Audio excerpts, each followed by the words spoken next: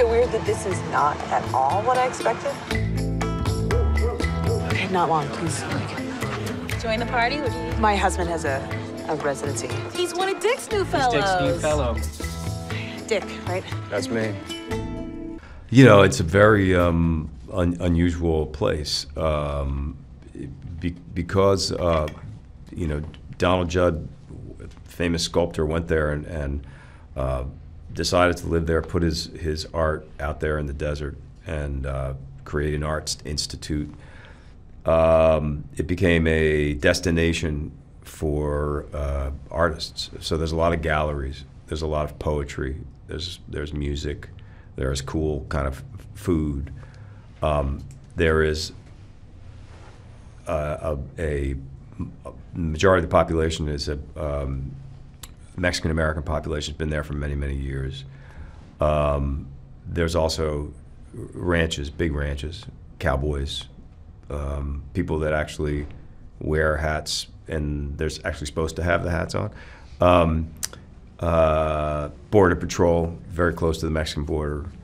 It's just got this kind of crazy sort of combination. And then you take a classic Western town with one big street going up one way and one big street crossing the other way, and the courthouse, you know, at the end, and set it out in the middle of this beautiful high desert, and it's a pretty special place.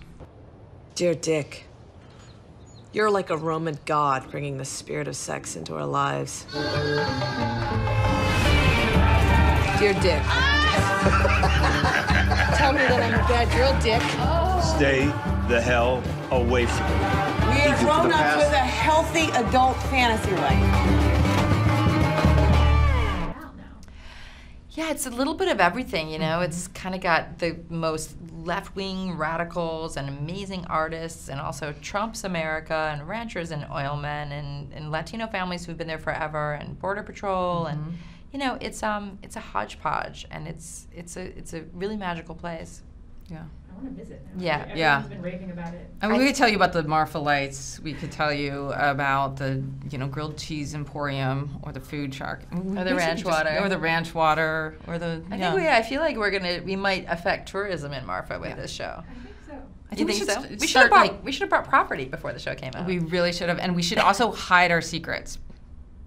Yeah, some of our You favorite might not be able places. to return because it will be swarmed now. It's true.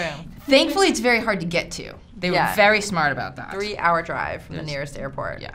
You really, you know, the train is like 18 hours from LA. So they're protected with time and space. Thank you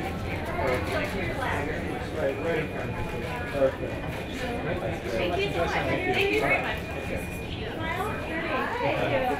The landscape, I know people aren't going there for just the landscape, but it is stunning, and there's a reason why, you know, in 1955 the entire crew of Giant went there, because it's, and There Will Be Blood and all these other movies. But when Donald Judd sort of took it over, he sort of preserved this last picture show looking town, but it also attracted, you know, it attracted all these kind of artists and musicians, and people who were like kind of in there wanting to reinvent themselves, and I'm sure it's what drew people to Austin decades earlier, or drew people to Portland, you know, 10 years ago.